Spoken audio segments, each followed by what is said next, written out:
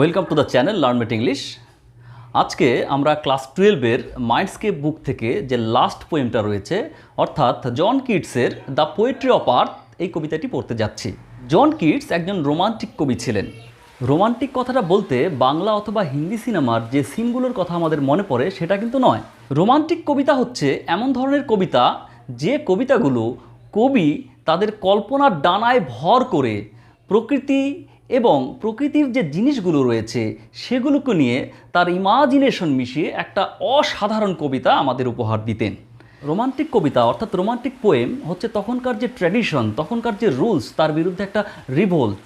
তখনকার যে গতানুগতিক কবিতা লেখার ধরন, প্রকৃতি বলতে যে শুধু বাইরের প্রকৃতি সেটা নয়, প্রকৃতি বলতে তার অন্তঃপ্রকৃতিকেও বোঝায়। মানুষের মধ্যে যে সেন্সুয়াসনেস রয়েছে, যে ইন্দ্রিয় গ্রাহ্য সৌন্দর্য রয়েছে, সেগুলোকে মর্মস্পর্শী করে মানুষের সামনে তুলে ধরা। এই রোমান্টিকের শুরু হয়েছিল লিরিক্যাল ব্যালাডস নামে একটা কবিতা গুচ্ছর প্রকাশের মধ্য দিয়ে, যেটা লিখেছিলেন উইলিয়াম ওয়ার্ডসওয়ার্থ এবং স্যামুয়েল টেলর কোলরিজ নামে দুই মহান কবি। এবং পরবর্তীকালে জন কিটস এবং পিবি শেলি অর্থাৎ পার্সি বেশি শেলি, এরা দুজন রোমান্টিক কবিতার জগতে একটা বিরাট যোগদান রাখেন। পৃথিবীর সবচেয়ে শ্রেষ্ঠ কবিগুলোর যখন নাম বলা হয় তখন প্রথমেই এই রোমান্টিক কবিদের নাম মনে আসে, যেমন Wordsworth, Coleridge, Shelley, Keats, Byron.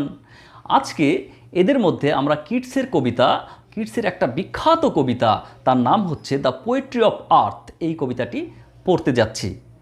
Poetry of আর্থ এই যে ফ্রেজ, এই ফ্রেজটা ইংরেজি সাহিত্যের ইতিহাসের একটা অমূল্য দান, যেটা আমাদের জন কিটস দিয়েছেন। জন কিটস মাত্র ২৬ বছর বেঁচেছিলেন এবং তার এই ২৬ বছরের জীবনকালে তিনি অসাধারণ কিছু রোমান্টিক কবিতা আমাদের উপহার দিয়ে গিয়েছেন। তাদের মধ্যে ode to autumn, ode to a Grecian urn, এই কবিতাগুলো খুব বিখ্যাত কবিতা।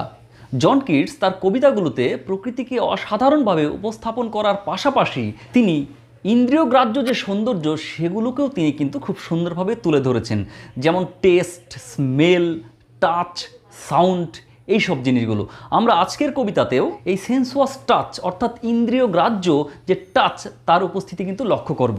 এই কবিতাটিতে কবি কিটস দেখিয়েছেন যে প্রকৃতির খুব সামান্য দুটো প্রাণী অর্থাৎ গ্রাসহপার এবং ক্রিকেট, খুব সামান্য দুটি প্রাণীর সাউন্ড কীভাবে মিউজিক অফ আর্থ হয়ে উঠতে পারে। তাহলে আমাদের আজকের কবিতাটার নাম হচ্ছে the poetry of earth. Actually কবি কিটস কিন্তু এই কবিতাটা যখন লেখেন তখন কিন্তু অন্য একটি নাম দিয়েছিলেন, তার নাম দিয়েছিলেন অন দ্য গ্রাসহপার অ্যান্ড ক্রিকেট। কিন্তু পরবর্তীকালে যে ফার্স্ট লাইনটা আমরা দেখি, the poetry of earth is never dead, এই যে পোয়েট্রি অফ আর্থ ফ্রেজটা ব্যবহার করলেন, এই ফ্রেজটা ইংরেজি সাহিত্যের ইতিহাসে আলোড়ন সৃষ্টি করে এবং পরবর্তীকালে এই ফ্রেজটাকে এই কবিতাটির টাইটেল হিসেবে ধরা হয়। তো পোয়েট্রি অফ আর্থ বলতে কি বোঝায়? পোয়েট্রি মানে কি? পোয়েট্রি মানে হচ্ছে কবিতা। আমরা যে কবিতা পড়ি, সেই ওয়ার্ডসওয়ার্থ, শেক্সপিয়ার, শেলি, তাদের অসাধারণ কবিতা পড়ি, সেগুলো হচ্ছে আমাদের কবিতা, সেগুলো আমাদের জন্য লেখা হয়, the poetry of human beings. সেই কবিতাগুলো পড়ে আমরা আনন্দ পাই, সেই কবিতাগুলো আমাদের কখনো কষ্ট দেয় কিন্তু মনের গভীরে একটা অসাধারণ, একটা স্থায়ী ছাপ রেখে যায়। তো পৃথিবী অর্থাৎ প্রকৃতি, এদের কবিতা কি হতে পারে? কবি কিটস কল্পনা করলেন যে প্রকৃতিতে যে সাউন্ডগুলো রয়েছে, যে প্রকৃতি সৃষ্ট যে জীবগুলো রয়েছে, সেটা পাখি হতে পারে, সেটা বিস্ট হতে পারে, সেটা ইনসেক্ট হতে পারে, তাদের যে সাউন্ড, সেই সাউন্ডগুলো দ্বারাই প্রকৃতি কি হয় যে নেচার বিকামস ডিলাইটেড, প্রকৃতি তাদের শব্দ শুনে আনন্দিত হয়। তাই কবি তাদের সেই শব্দগুলোকে বলছেন পোয়েট্রি অফ আর্থ, অর্থাৎ পৃথিবীর কবিতা, মাটির কবিতা, প্রকৃতির কবিতা।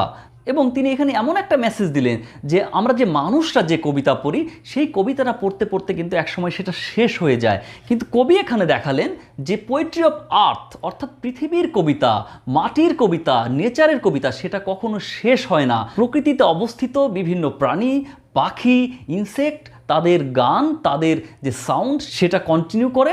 As a result earth music continues through the ages. এবার আমরা যদি কবিতাটি লক্ষ্য করি তাহলে দেখব এটা একটা সনেট। সনেট কি? সনেট হচ্ছে একটা 14 লাইনের কবিতা। সনেট লেখার বিভিন্ন ধরন রয়েছে।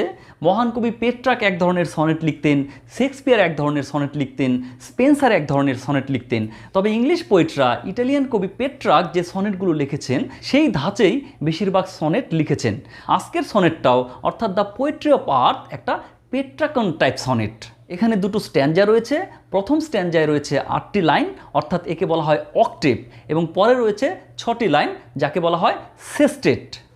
In the octave, the poet presents the music of summer in the voice of grasshopper. একটা গ্র্যাসহুপার, একটা ঘাস ফড়িংয়ের ভয়েস আমাদের কবি শুনিয়েছেন এবং যাকে কবি বলেছেন এটা হচ্ছে মিউজিক অফ সামার। এবং যে সেস্টেট রয়েছে এখানে the poet presents the music of winter in the song of cricket. ক্রিকেটের সং আমাদের শুনিয়েছেন। তাহলে চলো এবার কবিতাটি পড়ছি। The poetry of earth is never dead. পৃথিবীর কবিতা কখনো মরে না, পৃথিবীর কবিতা কখনো শেষ হয় না, পৃথিবীর কবিতা এভারলাস্টিংভাবে চলতে থাকে। আমরা যে কবিতাগুলো পড়ি সেটা একসময় শেষ হয়ে যায়, সেটা পড়তে পড়তে শেষ হয়ে যায়, আমরা পৃষ্ঠা উল্টাই আর কবিতাটা পাই না। কিন্তু কবি বলেছে যে প্রকৃতির কবিতা, এই পৃথিবীর কবিতা, সেটা কখনো শেষ হয় না, সেটা কখনো মরে না, এর কোনো মৃত্যু নেই। প্রকৃতিতে আমরা কি দেখি যে প্রকৃতির বিভিন্ন ঋতুতে বিভিন্ন ধরনের পাখি তাদের সুন্দর গান আমাদের উপহার দেয়। যেমন নাইটিঙ্গেল, কুক্কু, স্কাইলার্ক, বিভিন্ন ধরনের পাখি রয়েছে, তারা আমাদের বিভিন্ন সময় বিভিন্ন ধরনের সঙ্গীত উপহার দেয়। এবং সমস্ত বছরটা জুড়ে আমরা স্প্রিং সিজনে দেখছি যে কুক্কু অর্থাৎ কোকিল পাখি গান গাইছে, আমরা নাইটিঙ্গেলের সং শুনতে পাই অটাম সিজনে। অর্থাৎ যে প্রকৃতির যে সং এটা কিন্তু কখনো শেষ হয় না, একটার পর একটা ঋতু যায়, কোনো পাখি বা কোনো ইনসেক্ট তাদের শব্দ দিয়ে প্রকৃতিকে মুখরিত করে রাখে। তাই কবি বলেছেন যে poetry of earth is never dead, যে প্রকৃতির যে কবিতা, যে পৃথিবীর কবিতা, এটা কখনো মরে না, এটা সবসময় এভারলাস্টিং থাকে, এটা চলতে থাকে। তারপর কি বলেছে, when all the birds are faint with hot sun, যখন সমস্ত পাখিগুলো মূর্ছা যায়, মূর্ছা যায় মানে দুর্বল হয়ে পড়ে, ক্লান্ত হয়ে পড়ে। এখানে বলেছে ফেইন্ট, ফেইন্ট মানে মূর্ছা যাওয়া। যখন সমস্ত পাখি মূর্ছা যায়, কেন মূর্ছা যায়? For the scorching sun they can't bear the high heat, they can't bear the scorching heat of sun. তখন তারা কি হয়? তখন তারা দুর্বল হয়ে পড়ে, তখন তারা ক্লান্ত হয়ে যায়। তারপর কি বলছে, and hide in cooling trees, এবং কি করে তারা নিজেদেরকে হাইড করে নেয়, অর্থাৎ নিজেদেরকে লুকিয়ে নেয় কোথায়? Cooling trees, under the shade of cool trees. তারা যখন গান গাইতে গাইতে ক্লান্ত হয়ে যায়, তারা যখন আর গান গাইতে পারে না, যখন তারা সেই স্কর্চিং হিট, সেই প্রচণ্ড দাবদাহ, সেটা যখন আর তারা সহ্য করতে পারে না, তখন তারা কি করে? They take shelter under the shade of cool trees. A voice will run from hedge to hedge about the new moon mid. তখন কি হয়? তখন অন্য একটি শব্দ, অন্য একটি sound takes the place of the birds song. সেই পাখির যে গান, সেই গানের জায়গাটা নিয়ে নেয় অন্য একটা শব্দ। সেই শব্দটা কি হয়? সেই শব্দটা চলতে থাকে কোথায়? হেজ টু হেজ, এক ঝোপ থেকে আরেক ঝোপে। কোথায়? বলছে দ্য নিউ মন মিড। নিউ মন মানে সদ্য কাটা হয়েছে, সেই মিড, মিড মানে সেই তৃণভূমি, অর্থাৎ সদ্য ফসল কাটা হয়েছে সেই তৃণভূমিতে তারা এক ঝোপ থেকে আরেক ঝোপে নতুন একটা ভয়েস, সেই ভয়েসটা সেই পাখিগুলো যখন তাদের গানটা বন্ধ করে দেয়, তখন সেই ভয়েসটা সেই পাখির গানের জায়গাটা নিয়ে নেয়। অর্থাৎ দেখো নেচার এতক্ষণ কি হচ্ছিল? তারা পাখির গান শুনে তারা আনন্দিত হচ্ছিল। এবার পাখির গানটা বন্ধ হয়ে গেল, তখন কি হলো?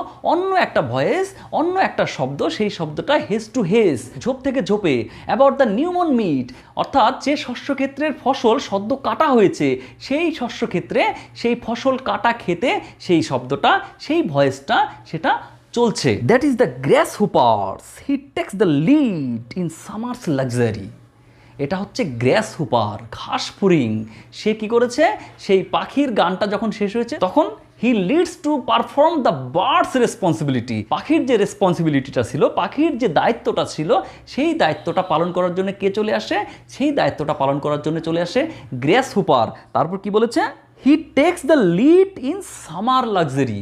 যে সামার লাক্সারি, যে গ্রীষ্মের যে প্রাচুর্য, লাক্সারি মানে হচ্ছে প্রাচুর্য, মানুষের যে স্বাভাবিক চাহিদা রয়েছে তার থেকেও যখন সে বেশি চায় বা বেশি পায়, সেই ব্যাপারটাকে বলা হয় লাক্সারি। এখানে বলছে ইন সামার লাক্সারি, যে সামার, সেই গ্রীষ্মকালের যে প্রাচুর্য, সেই আনন্দের প্রাচুর্যের কথা বলেছে। সেই ঘাস ফড়িংটা কী করছে? সেই গ্রীষ্মকালের যে আনন্দের প্রাচুর্য, সেটা সে উপভোগ করছে। বলছে he has never done with his delights, তার আনন্দ সেটা কখনো শেষ হয় না, কখনো মরে না। সেই গ্রাসহুপার যে আনন্দটা পাচ্ছে, সেই গ্রীষ্মকালে যখন পাখির গানটা বন্ধ হয়ে যাচ্ছে, তখন সেই গ্রাসহুপার তার জায়গাটা নিয়ে সে যে আনন্দটা পাচ্ছে, সেই আনন্দটা কিন্তু কখনো থামে না, তার আনন্দটা চলতেই থাকে। অর্থাৎ তার যে ভয়েস, সেটা কিন্তু চলতেই থাকে, সেটা কখনো শেষ হয় না, সেটা কখনো মরে না। For when tired out with fun he rests at ease beneath some pleasant to it. সে কি করে, যখন সেই আনন্দ করতে করতে সে ক্লান্ত হয়ে যায়, সেই আনন্দ করতে করতে সেই আনন্দ পেতে পেতে যখন সে ক্লান্ত হয়ে যায়, তখন সে কি করে, তখন সে রেস্ট নেয় কোথায়, বিনিথ সাম প্লিজেন্ট উইট, কোনো আরামদায়ক উইট মানে আগাছার নিচে সে কি করে, সে রেস্ট নেয়। কেন রেস্ট নেয়? যাতে করে সে তার এনার্জিটাকে আবার নতুন করে চার্জ করে নিতে পারে, আবার নতুন করে সেই আনন্দ সেটাকে উপভোগ করতে পারে। তাহলে এখানেই শেষ হচ্ছে আমাদের অক্টেভ। এবার শেষটারটা দেখো, the poetry of earth is ceasing never. একই কথা বলেছে, প্রথমে বলেছে the poetry of earth is never dead, পৃথিবীর কবিতা কখনো শেষ হয় না, কখনো মৃত হয় না, কখনো মরে না। এখানে বলেছে the poetry of earth is ceasing never. Cease মানে কি, স্টপ হয়ে যাওয়া। প্রকৃতির যে গান, পৃথিবীর যে গান, পৃথিবীর যে কবিতা, সেটা কখনো শেষ হয় না, সেটা কখনো বন্ধ হয় না, সেটা চলতেই থাকে। কি বলেছে, on a long winter evening. এখানে দেখো উইন্টারকে উপস্থাপন করেছে। অক্টেভে আমরা কি দেখলাম, কবি সামারকে প্রেজেন্ট করেছে, কিন্তু এখানে কি করেছে, কবি উইন্টারকে প্রেজেন্ট করেছে। তাহলে কবি কি করেছেন, সামার এবং উইন্টার দুটো সময়ে, অর্থাৎ আমাদের প্রকৃতির প্রধান ঋতু দুটো কি, একটা হচ্ছে সামার, একটা হচ্ছে উইন্টার। কবি কিন্তু এই দুটো ঋতুকেই উপস্থাপন করেছেন এবং দেখিয়েছেন যে প্রকৃতির যে কবিতা, প্রকৃতির যে মিউজিক, সেটা কখনোই শেষ হয় না। বলেছেন the poetry of earth is ceasing never. পৃথিবীর যে গান, পৃথিবীর যে কবিতা, প্রকৃতির যে গান, প্রকৃতির যে কবিতা, সেটা কখনোই স্টপ হয় না। তারপর কি বলেছে, on a long winter evening when the frost has wrought a silence. বলছে যে একটা লং উইন্টার ইভিনিং, লং মানে একাকী, একদম নিস্তব্ধ একটা উইন্টার ইভিনিং, একটা শীতকালের সন্ধ্যায় কি বলেছে, when the frost has wrought a silence. ফ্রস্টকে, ফ্রস্ট হচ্ছে সেই যে ঝিরিঝিরি বরফ পড়ছে, সেটা হচ্ছে ফ্রস্ট। সেই ফ্রস্টটা কি নিয়েছে, হ্যাজ রট এ সাইলেন্স। রট মানে ডেকে নিয়ে আসা, রট মানে নিয়ে আসা। তাহলে সে কি নিয়ে এসে, সাইলেন্স, একটা নীরবতা নিয়ে আসে। এখানে দেখো, এখানে কিন্তু কবি একটা পার্সনিফিকেশনের ইউজ করেছে। পার্সনিফিকেশন কি জিনিস, পার্সনিফিকেশন হচ্ছে যখন কোনো ইনঅ্যানিমেট অবজেক্ট, অর্থাৎ কোনো জড় পদার্থকে ব্যক্তিত্ব আরোপ করা হয়, অর্থাৎ তাকে অ্যাজ এ হিউম্যান বিইং হিসেবে ট্রিট করা হয়, সেটাকে বলা হয় পার্সনিফিকেশন। এখানে ফ্রস্টকে কী হচ্ছে, ফ্রস্টকে কবি একটা অ্যানিমেট অবজেক্ট, অর্থাৎ একটা জীবন্ত একটা বস্তু হিসেবে কল্পনা করেছেন এবং বলেছেন সে নিয়ে আসে। কোনো জড় পদার্থ কোনো জিনিস নিয়ে আসতে পারে না, কিন্তু এখানে বলছে frost has wrought a silence. সেই ফ্রস্ট কী করেছে, সাইলেন্স, সেই নীরবতা, সেই নিস্তব্ধতাকে নিয়ে এসেছে। শীতকালে বরফ পড়ছে এবং চারদিকটা একদম নিস্তব্ধ হয়ে গেছে। একবার চোখটা বন্ধ করে জায়গাটা অনুভব করো, দেখো চারদিকে বরফ পড়ছে এবং জায়গাটা একদম শান্ত। The frost has wrought a silence, একটা নিস্তব্ধতা নিয়ে এসেছে। তারপর কি বলেছে, from the stove there shrills cricket song. ওই স্টোভ থেকে, স্টোভ মানে যেখানে আগুন জ্বালানো হয়, যেখানে রান্না করার জন্য তোমরা স্টোভ চেনো, সেই স্টোভ থেকে বা স্টোভের পাশ থেকে একটা ক্রিকেট সং, ক্রিকেট হচ্ছে একটা ঝিঝি পোকা, সেই ঝিঝি পোকা, সেই ক্রিকেট সং কি হচ্ছে, সেটা বেরিয়ে আসছে। এবং সেই সাউন্ডটা কেমন, সাউন্ডটা হচ্ছে শ্রিলস। অর্থাৎ কি হয়েছে, ফ্রস্ট যে সাইলেন্সটা নিয়ে এসেছিল, যে নীরবতাটা নিয়ে এসেছিল, সেই সাইলেন্সটা কি হলো, এই ক্রিকেটের শ্রিল সাউন্ডের দ্বারা ব্রেক হয়ে গেল, সেই সাইলেন্সটা ভঙ্গ হলো। তারপর কি বলেছে, ইন ওয়ার্থ ইনক্রিজিং এভার। আগের অক্টেভে আমরা কি দেখেছিলাম, যে হচ্ছে গ্রেস হুপারের সং, যে গ্রেস হুপারের সেই গান, সেটা হচ্ছে সেই গ্রীষ্মকালকে আনন্দে ভরিয়ে দিচ্ছে। এখানে কি হচ্ছে, winter is a season of hard time, কারণ এই সময় প্রচণ্ড ঠান্ডা থাকে।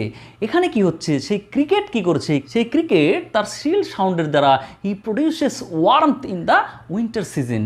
সেই শীতকালে কি করেছে, সেই শীতকালে কবি কল্পনা করেছেন যে তার সাউন্ডের দ্বারা উষ্ণতার ছোঁয়া দিচ্ছে। ইন ওয়ার্মথ ইনক্রিজিং এভার, এবং সেই ওয়ার্মথটা কী হচ্ছে, আস্তে আস্তে ইনক্রিজ হচ্ছে, আস্তে আস্তে ছড়িয়ে যাচ্ছে, আস্তে আস্তে বেড়ে যাচ্ছে। And seems to one in drowsiness half lost. Drowsiness মানে হচ্ছে তন্দ্রাচ্ছন্ন অবস্থা। তন্দ্রাচ্ছন্ন মানে হচ্ছে অর্ধেক ঘুম এবং অর্ধেক জেগে থাকা। হয়তো মনে হচ্ছে যে আমি ঘুমাচ্ছি, কিন্তু তার মধ্য থেকেও একটু জেগে থাকার যে ভাব, সেটাকে বলা হচ্ছে ড্রাউজিনেস। বলছে হাফ লস্ট, অর্ধেক লস্ট, মানে অর্ধেক তিনি ঘুমের জগতে রয়েছেন, অর্ধেক বাস্তবের জগতে রয়েছেন। অর্থাৎ ঘুম এবং না ঘুমিয়ে থাকার যে মাঝামাঝি অবস্থা, সেটাকে বলছে ড্রাউজিনেস হাফ লস্ট। তার তন্দ্রাচ্ছন্ন অবস্থাটা কেমন, হাফ লস্ট মানে অর্ধেক ঘুমন্ত। কি বলেছে, অ্যান্ড সিমস টু ওয়ান, এবং তার কাছে এটা মনে হয়েছে, যে ব্যক্তিটা এরকম অর্ধেক তন্দ্রাচ্ছন্ন অবস্থাতে রয়েছে, তার কাছে মনে হয়েছে, কি মনে হয়েছে, the grasshopper's among some grassy hills. তার কাছে মনে হয়েছে সেই গ্রেস হুপার, যে গ্রেস হুপারটা গ্রীষ্মকালে প্রকৃতিকে আমোদিত করেছিল, গ্রীষ্মকালে প্রকৃতিকে আনন্দ দিচ্ছিল, ওই ব্যক্তিটার কাছে মনে হয়েছে সে ঠিকঠাক বুঝতে পারছে না এটা ক্রিকেটের সং কিনা। তার কাছে মনে হচ্ছে এটা হচ্ছে সেই গ্রেস হুপারের সঙ্গের কন্টিনিউয়েশন, সেই গ্রেস হুপারের সংটাই চলছে। তার কাছে ক্রিকেটের সঙ্গও তার কাছে মনে হচ্ছে সেই গ্রেস হুপারের সং। এখানে দেখো গ্রেস হুপারের সঙ্গের যে কন্টিনিউয়েশন সেটা শীতকালেও কবি কিন্তু নিয়ে এসেছে। সেই ক্রিকেটের সংটাকে সেই তন্দ্রাচ্ছন্ন ব্যক্তির দ্বারা বুঝিয়ে দিয়েছেন সেই গ্রেস হুপারের song is continuing in this winter also. তাহলে দেখো কবি কি সুন্দরভাবে দুটো ঋতুতে দুটি ইনসেক্টকে দিয়ে প্রকৃতির যে সং, প্রকৃতির যে মিউজিক, প্রকৃতির যে সাউন্ড, প্রকৃতির যে পোয়েট্রি সেটা কখনোই শেষ হয় না তা আমাদের বুঝিয়ে দিলেন। এবার এই কবিতাটিকে যদি আমরা ক্রিটিক্যালি লক্ষ্য করি তাহলে দেখব নেচারকে কবি এখানে কত সুন্দরভাবে আমাদের উপস্থাপন করেছেন। তিনি আমাদের সামনে দুটো ঋতুকে উপস্থাপন করেছেন, দ্যাট ইজ একটা হচ্ছে সামার সিজন, একটা হচ্ছে উইন্টার সিজন, এবং সেই ন্যাচারাল অবজেক্ট অর্থাৎ grasshopper, cricket, birds, cooling trees, sun, hedges, newly mown meads এত সুন্দরভাবে আমাদের সামনে উপস্থাপন করেছেন যেন পুরো প্রকৃতিটাকেই তিনি আমাদের সামনে তুলে ধরেছেন। এই যে গ্রেস হুপার এবং ক্রিকেট, এই যে দুটি ইনসেক্ট তিনি আমাদের সামনে উপস্থাপন করলেন, এই দুটো ইনসেক্টকে কিন্তু মানুষের হোপের সঙ্গে তুলনা করা যেতে পারে। It can be compared with the hope of human beings. কীভাবে? দেখো আমরা অনেক সময় খুব খারাপ পরিস্থিতির মধ্যে দিয়ে যাই, তখন হয়তো আমাদের জীবনে অনেক কঠিন পরিস্থিতি সৃষ্টি হয়, কিন্তু এখানে যেমন এই যে সামার সিজনে যখন সমস্ত পাখিগুলো তাদের গান বন্ধ করে দিয়েছে, তখন কিন্তু গ্রেস হুপার যদিও তার সং সেই বার্ডদের সঙ্গের মতো অতটা সুন্দর নয়, কিন্তু সে কিন্তু সেই অভাবটা পূরণ করেছেন। ঠিক একই রকমভাবে যখন আমাদের জীবনে কঠিন পরিস্থিতি আসে, যে হার্শনেস, সেই হার্ডশিপ টাইম চলে, তখন কিন্তু সেই ছোট্ট কোনো একটা হোপ সেটা আমাদের জীবনকে বাঁচার একটা নতুন দিশা দেখাতে পারে। একই রকমভাবে winter is the season of hardship, winter is the season of cold and storm. তাহলে এই সময়টাতে কি হচ্ছে, সেই ক্রিকেট কি করছে, সেই ক্রিকেট তার শ্রিল সাউন্ড দিয়ে কিন্তু প্রকৃতিটাকে উষ্ণতা প্রদান করেছে। ঠিক একই রকমভাবে আমাদের জীবনের প্রচণ্ড প্রতিকূল অবস্থাতেও কিন্তু সেই ছোট্ট হোপ সেটা আমাদেরকে আবার নতুন করে বাঁচার আশা জাগাতে পারে। এবার আমরা দেখব এই কবিতাটির রাইম স্কিম, অর্থাৎ এই কবিতাটি কি ছন্দে লেখা হয়েছে। ক্লাসের শুরুতেই আমি বলেছিলাম যে এই কবিতাটি হচ্ছে একটা পেট্রাগন সনেট। পেট্রাগন সনেটে সাধারণত দুটি স্ট্যাঞ্জা থাকে। প্রথম স্ট্যাঞ্জায় 8টি লাইন থাকে যেটাকে বলা হয় অক্টেভ, পরের স্ট্যাঞ্জায় 6টি লাইন থাকে যেটাকে বলা হয় সেস্টেট। অক্টেভের রাইম স্কিমটা সাধারণত এ বিবিএ এই ফরম্যাটে হয়ে থাকে, অর্থাৎ first line, fourth line, fifth line এবং 8 লাইন রাইম করবে। এই কবিতাটিতে লক্ষ্য করো ডেট, মিট, লিট এবং উইট একসঙ্গে রাইম করছে, তাই এই রাইমিং ওয়ার্ডগুলির ক্ষেত্রে আমরা এ বসালাম। এবার লক্ষ্য করো second line, third line, sixth line এবং সেভেন্থ লাইন একসঙ্গে রাইম করছে। সেকেন্ড এবং থার্ড লাইনে সানের সঙ্গে রান রাইম করছে। একই রকমভাবে সিক্সথ লাইনের ডান, সেভেন্থ লাইনের ফানের সঙ্গে রাইম করছে। তাহলে আমরা সান, রান, ডান, ফান এই রাইমিং ওয়ার্ডগুলোর ক্ষেত্রে বি বসালাম। তাহলে আমরা অক্টেভ থেকে যে রাইম স্কিমটা পেলাম সেটা হচ্ছে এ বিবিএ। পেট্রাগন সনেটের সেস্টেটের রাইম স্কিম সাধারণত সিডিসি অথবা সিডিই এই ফরম্যাটে হয়ে থাকে। এই কবিতাটিতে যে ফরম্যাটটা রয়েছে সেটি হচ্ছে সিডিই। কবিতাটির সেস্টেট লক্ষ্য করলে আমরা দেখতে পাই যে 9th লাইনের নেভার 12th লাইনের এভারের সঙ্গে রাইম করছে, তো এক্ষেত্রে আমরা সি লিখতে পারি। 10th লাইনের ফ্রস্ট 13th লাইনের লস্টের সঙ্গে রাইম করছে, তো এক্ষেত্রে আমরা ডি লিখতে পারি। 11th লাইনের শ্রিলস 14th লাইনের হিলসের সঙ্গে রাইম করছে, তাই এক্ষেত্রে আমরা ই লিখতে পারি। তাহলে সেস্টেটের রাইম স্কিমটি হচ্ছে সিডিই। তাহলে কবিতাটির রাইম স্কিম হচ্ছে এ বিবিএ সিডিই। তাহলে আজকে আমরা একটা অসাধারণ একটা সুন্দর কবিতা শেষ করলাম এবং আশা করি তোমরা সবাই কবিতাটা বুঝতে পেরেছো। যদি কোনো অসুবিধা হয় তাহলে কমেন্ট বক্সে লেখো, আমি তোমাদের অবশ্যই অ্যান্সার দেব। আজকের মতো এতটুকুই, দেখা হচ্ছে পরের ক্লাসে।